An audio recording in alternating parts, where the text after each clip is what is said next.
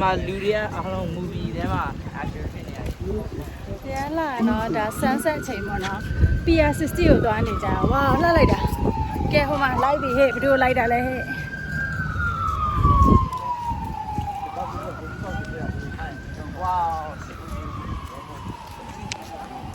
sunset လာနော်အဲ့ကောင်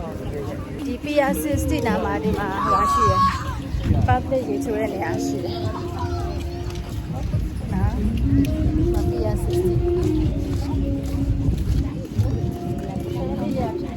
ဒီလိုခွဲသေးလေးတွေနဲ့လာကြတယ်တော့သိလားခွဲသေးလေးတွေနဲ့ကြောပွေးလေးတွေထည့်ပြီးတော့ဆက်စရာလေးတွေလုံးဝဟ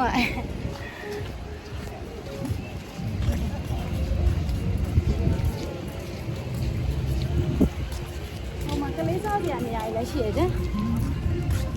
ကလေးစားစရာနေရာတွေလည်းရှိတယ်မိုင်းလိုက်တာအဲ့တော့ဒီ Pier 60မှာနော်အစုံပဲရေချိုးတဲ့နေရာ public ရေချိုးတဲ့နေရာတွေရှိတယ်တွေ့လားဒီမှာတွေ့လားနော်ကလေးကစားခွင့်တွေတွေ့လားဒီမှာအများကြီးပဲမိုက်လိုက်တာ entertainment တွေလုပ်နေတာ entertainment တွေအမလေးနောက်မှာရုပ်တွေရောင်းနေတော့ဟိုတယောက်တိုင်းငယ်မပါလာအကန်ကောင်းအကုန်တောင်းပါမကြည့်အယုတ်လေးလှလိုက်တာကျန်ချစ်စရာလေး sunset glow တဲ့ဒီမှာချစ်စရာလေးတွေကျန်အယုတ်ကလေးတွေချစ်စရာလေးချစ်စရာတိုင်းငယ်တယ်တာချစ်စရာလေးနော်ချစ်စရာလေးတိုင်းငယ်ဆိုအရန်ကြိုက်မှသိလားပါလာပဲကန်ကောင်းနဲ့ပြောမလားမသိဘူးဆိုင်လေးမှာအများကြီးပဲတွေ့လား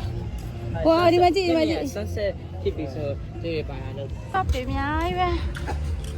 shop လေးတွေအိုးဒါ dog tag လားဟုတ်ပါဘူး yeah မိုက်တဲ့ Drake တဲ့ဒီမှာဟိုစားတယ်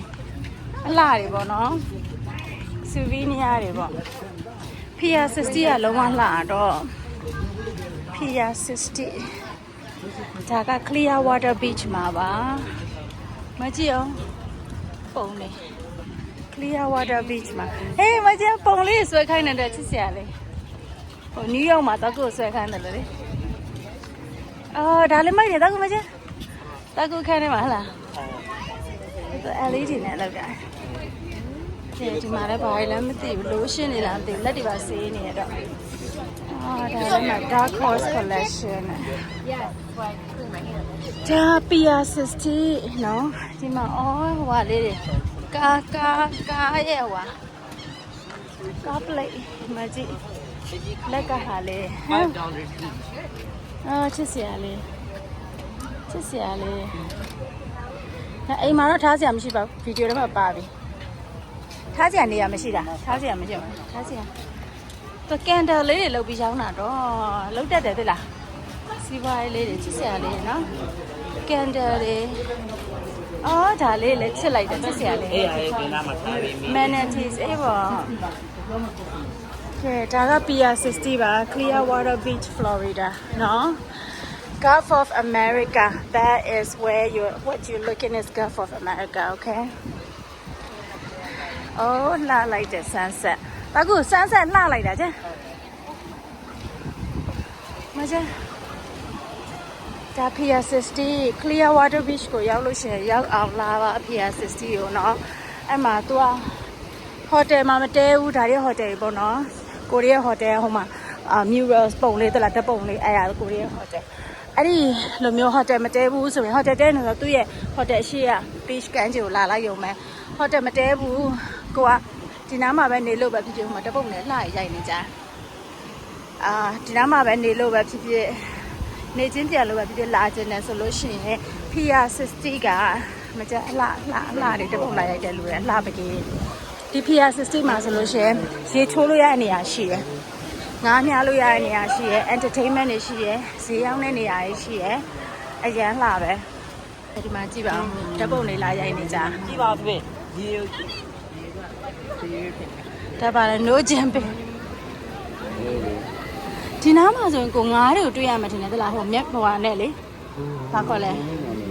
ဟိုကြောက်လို့ဒီနာကြတော့ အေးဂျိတ်တွေပါနေနဲ့အေးမှန်တယ်နော် ပြတ်ပြီး မကြည့်ကိုရေထဲမှာပါကြည့်နေလဲဆိုတော့တအားကြီးရမကြည့်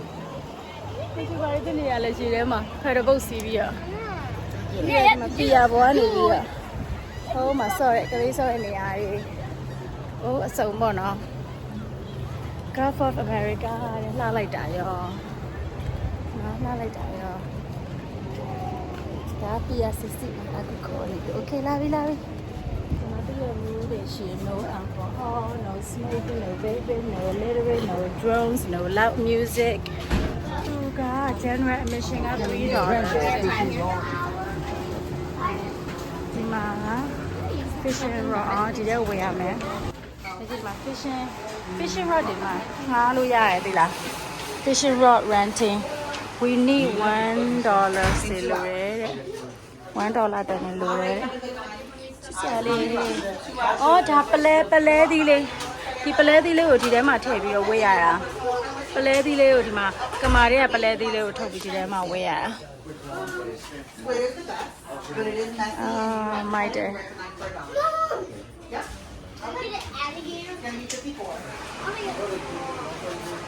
စစ်စရာအော်ဒီမှာကလေးတွေအတွက်ငါးများတယ်ဟာကလေးပစ္စည်းပါတားငယ်ရတကယ်များတက်နေပြီကလေးများတဲ့ဟာလေးတွေ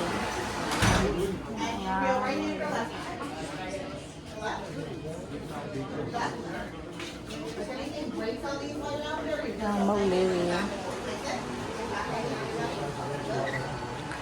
Stay salty တဲ့ Clearwater Beach Florida ဒီလာပါလေးတွေအိုးဒီမှာ$10အေးငါသားငယ်အတွက်ဝယ်ပေးရမယ်ဟုတ်ပြီ fishing rod တွေရပြီဘယ်လောက်လဲငါးကဘယ်လောက်လဲဟာဘယ်လောက်ကြာလဲငါးကဟာလား$54 $54သူကဟွာငါးများတဲ့အစာပါဟဲ့လားအဲ့ဒါပါအပါ$54ပါအေးဒီမှာကျဲမ somebody has fish they got some fish ကိုရမရမသိဘူးရတဲ့ fish ကိုရိုက်hello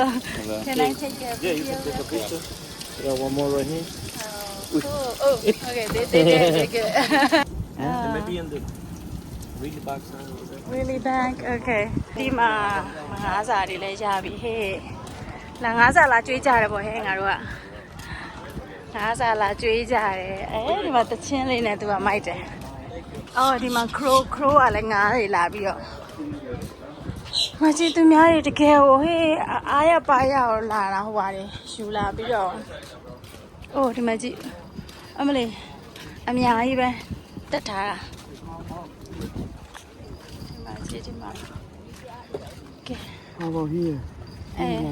ဟိုဘက်ထောက်ကိုသွားချင်လားမသိဘူးဟဲ့ be aware ဒီမှာကြည့် ဒီနေရာမှာထောင်ထားလိုက်တာ beware ပါ lionfish is invasive so ဖောက်ထွင်းပြီးတော့ဖောက်ထွင်းပြီးကိုက်တတ်တယ်ပေါ့နော် various species that eat native fish if stand do not apply ice wow အဲ့ဒါသိတယ်နော်အော်မကျသူ့ကိုကိုက်ခံရလို့ရှင် hot water ထဲမှာစိမ်ရမယ်တဲ့နော် okay wow okay good သိတယ်နော်အော်ဒီမှာဒီနေရာလေးကလေ close ဖြစ်တယ်နော်ဟိုမှာဒါလာ fence နဲ့တားထားတယ်ဟိုမှာ fence နဲ့တားထားတယ် close မဖြစ်ရင်ဘယ်လောက်ကောင်းမလဲဒီနေရာမှာဒီမှာ pelican လား pelican ပေါ့ seagull တော့ရိုက်ကူးရေးပေါ့နော်အခုတော့ have fun ဟလားငါးရည်လည်းရကြပါစေရရင်တော့မယူချင်ဘူးဒါပေမဲ့လည်းအဲ့ကြရင်ဘယ်လိုမျိုး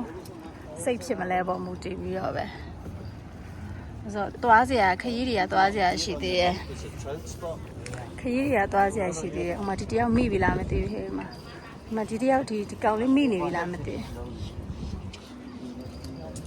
ဒီကောင်လေးမိနေပြီလားမသိဘူးငါကြည့်ချင်တယ်သူဘာမိတာလဲလို့သူဟာနည်းနည်းတင်းနေပြီတင်းနေရဆိုမိတာလားလိုင်းအတန်ကောဖြစ်တာလားတော့မသိဘူး ဒီမှာလေရေကူးတဲ့လူတွေတွေ့လာအဲ့မှာရေကူးတဲ့လူတွေဒီဘက်ကိုမလာတဲ့အောင်ဆိုအဲ့လို line tanker ဖြစ်တဲ့ line တွေအများကြီးသူတို့ဖြတ်ချပလိုက်ပြီတွေ့လားဟိုမှာတယောက်တစ်ကောင်ရပြီပစ္စည်းရောက်တော့တအားကြီးရကြိုက်သွားတယ်တဲ့လား fish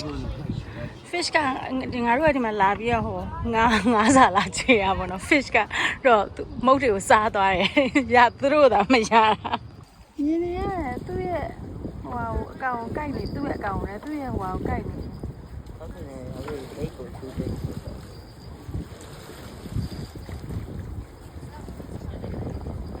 သူ့ရဲ့ဟို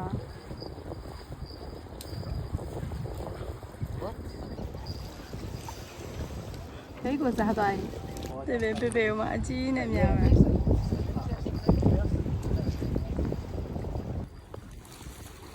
တိတ်တော့ကိုက်နေတယ်မြင်အောင်မြင်နေရတယ်သူမုတ်ကိုစားနေရအောင်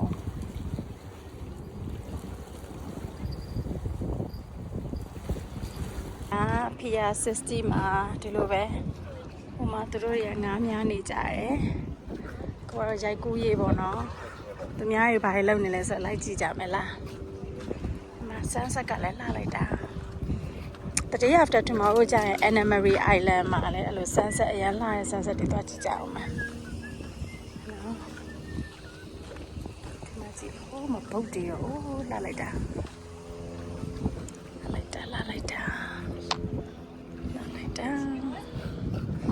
ဒါ Clearwater Beach ပါ Florida မှာနော်ဒါ Pia 60မှာနော်မကြည့်ဟိုဘက်ကိုသွားလို့မရဘူးဒီမှာပိတ်ထားတယ်ဆိုတော့မကြည့်အကောင်တွေကအေးစစ်အေးလူလူဟိုမှာဆက်လေးနဲ့မိုက်နေရောပဲကြည့်အောင်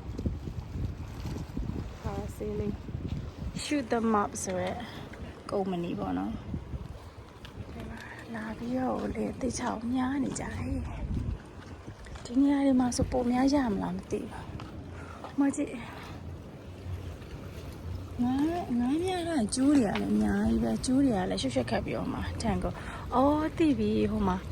အဲ့ဒီကိုမသွားခိုင်းတာအန်တရယ်များလို့ဒီမှာ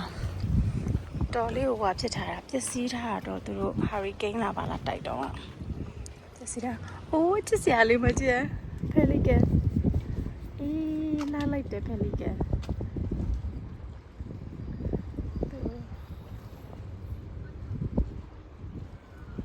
Sunset နဲ့ Pelican တယောက်ကတော့ရပြီထင်တယ်ဟေးတယောက်ကတော့ရပြီထင်တယ်ငါတော့ရားလို့ရိုက်မှာအဲ့တော့ဟုတ်ပါကိုရီးယားရိုက်ကူးရေးအဖွဲ့ဘယ်သူရပြောတယ် Hopefully Oh my god hopefully they got something is that tango or is that fish we don't know အဲ့ဒီမှာ Pia 60ကိုဟိုထိတ်ကနေပြီးတော့ပြန်ပြီးလမ်းလျှောက်လာပါပြီအင်းကြီးက Riviera Maya အင်းကြီးနဲ့ပါမက္ကဆီကိုတော့အင်းကြီးဒီမှာလည်းတားဖားနေရကြည့်အောင်တားကူးနဲ့သူ့ဖေတယ်လို့ရှောင်းပြီးတော့ခေါ်လို့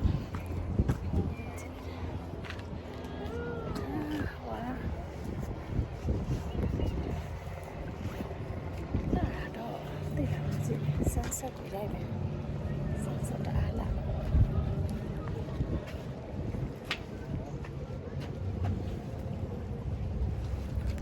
ုံကြီးရိုက်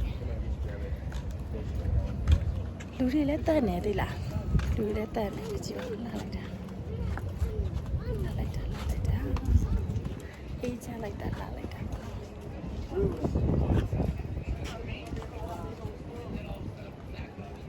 ဒီဘက်မှာဟိုတယ်ကိုရီးယားဟိုတယ်ကဒီမှာအမှန်တလားဟိုလူရုပ်ပုံတစ်ပုံလေးဘယ်နားမှလည်းမသိဘူးလူရုပ်ပုံတစ်ပုံကကိုရီးယားဟိုတယ်ဒီမှာတာကူတကောင်ရရရှိရတယ်ချစ်စရာလေးတဲ့အိတ်ထဲမှာပလာရကဲငါလေးရဲ့ဒုက္ခအခုတီးပါတဲ့ technique ကိုပြောတီးပါ technique ကပြင်ပြမယ်ဟုတ်မှာဖိတ်ကိုထားတဲ့ technique ကဲကိုင်းပြီးရိုက်လိုက်အောင်ရဓာတ်ပုံတေးရောက try ရှိလိုက်ရကဲဓာတ်ပုံရဆူးတယ်တဲ့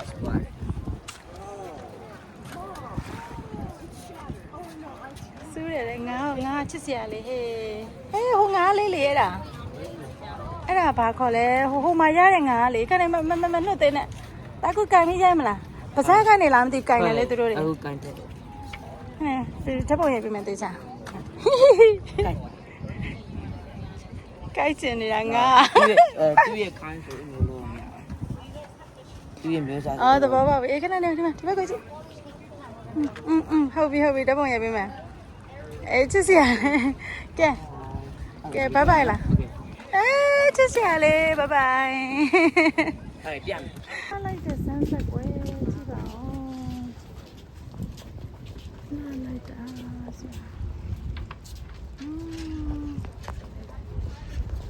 ည့်ပါဦး sunset ကလှဟိုးမှာတေးလေးပေါ့နော်ဒါမျက်လုံးနဲ့မြင်ရတယ်နော်အရန်ကြည့်ရသိလားနော်ညနေတော့ဝင်လာသိလားလိုက်ဖမ်းရတယ်ခုနကအကြီးရှိသေးတယ်2စက္ကန့်3စက္ကန့်တော့ဝင်သွားအောင်ညနေနော်လှလိုက်တာကျန် Yeah, he was about 2 minutes behind. He would have been perfect for a shot right there. လှလိုက်တာဒီတော့ချစ်စရာလေးပကြီးကားချက်လေးကြာနေမှာတွေ့လားတော်လားနော်ကြီးရချဲ့လို့မရအောင်ပြက်ကောင်ဟဲ့ဒီတကောင်မဲလားဟုတ်ပါဘူးနောက်အမျိုးအစားတစ်ခုဟဲ့နောက်အမျိုးအစားတစ်ခုသိလားဟာဓာတ်ပုံရိုက်ဗီဒီယိုရိုက်ပြဓာတ်ပုံရိုက်မေးပါရိုက်ပြီ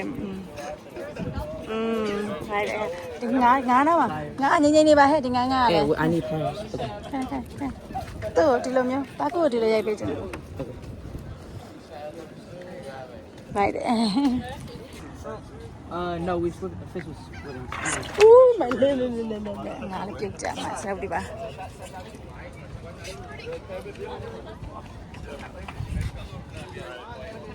မလေးဟဲ့သူ့ရဲ့စူးတောင်နေရလဲကားနေရပဲရလာရင်ချုပ်တက်လားဖိဖြုတ်ခိုင်းမဒီအကောင်လေးကလည်းဒီလိုမျိုးကြံခဲ့တဲ့ငါးတွေပါတွေကိုလာစားသိလားခဏစီးခဲတွေကလေတလားလာမလှလိုက်တာဟိုပါလဲစီးခဲကဒါတွေကိုလာစားတာလေလဲဝင်သွားပြီ8နာရီခွဲ8နာရီ40လောက်ရှိပြီဒီ PR 60က9နာရီ 9 PM ဆို close ဖြစ်တယ်ပိတ်တယ်ပေါ့နော်ဆိုတော့ဒီမှာရလာတယ်ဟိုလာတော့ထွက်နေပြီအခုကနော်8နာရီခွဲ9နာရီထွက်လို့မယ်တလား10မိနစ်လောက်ပဲရှိတယ်အဲ့ဒါမှဂျွန်လာဆိုတော့လေဟိုပါဖြစ်တယ်မမောင်သေးဘူးငါးစာကျွေးပြီးပြန်ရအောင်ငါးစာတွေကျွေးပြီးပြန်ရအောင်ခုတို့ရပါတယ် I know it's bad, but I can't help myself. When I feel sad, I escape from my sense. Lately, music's been my reminiscence. That's when I listen. I know it's bad that I can't help myself. When I get mad, I set fire to the hell. The only way to keep it at a distance. That's when I listen. Music is the reason why I stay.